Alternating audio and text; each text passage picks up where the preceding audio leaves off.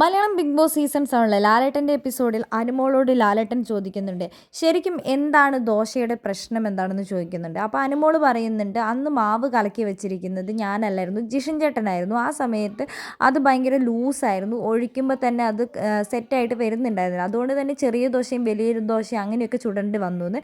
അപ്പോൾ നമ്മുടെ ആദിലേനോട് ലാലേട്ടൻ ഇതിനെക്കുറിച്ച് ചോദിക്കുന്നുണ്ട്. അപ്പോൾ ആദില പറയുന്നുണ്ട്, ലാലേട്ടനോട് പറയുന്നുണ്ട്, അനുമോളോട് ഞാൻ പലതവണ പറഞ്ഞിട്ടുണ്ടായിരുന്നു, 2 ദോശ കൊടുത്തു കഴിഞ്ഞാൽ എന്തായാലും പ്രശ്നം ഉണ്ടാക്കും, ഇത് ചെറിയ ദോശയാണ്, നമുക്ക് വലിയ ദോശ ഉണ്ടാക്കാമെന്ന് ഞാൻ പലതവണ അനുമോളോട് പറഞ്ഞു.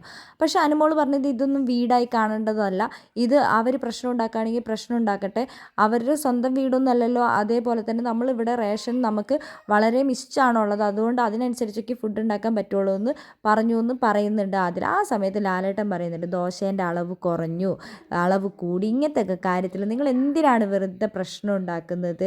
ഒരു ദോശ അനുമോൾ നന്നായി കുക്ക് ചെയ്യുന്നത് കൊണ്ടല്ലേ അനുമോളെ കിച്ചൺ ടീമിലിടുന്നത്.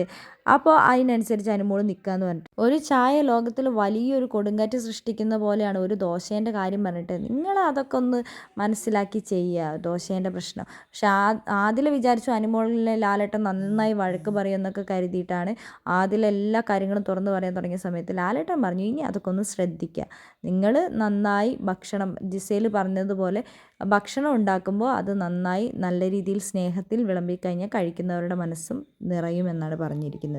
എന്താണെങ്കിലും ആദിൽ വിചാരിച്ച കാര്യം നടന്നില്ല. ലാലേട്ടൻ അതിനൊരു ചെറിയ രീതിയിൽ അനുമോൾക്ക് അനുകൂലമായി ലാലേട്ടൻ പറഞ്ഞ് അനുമോൾക്കത് മനസ്സിലാക്കി കൊടുത്തു.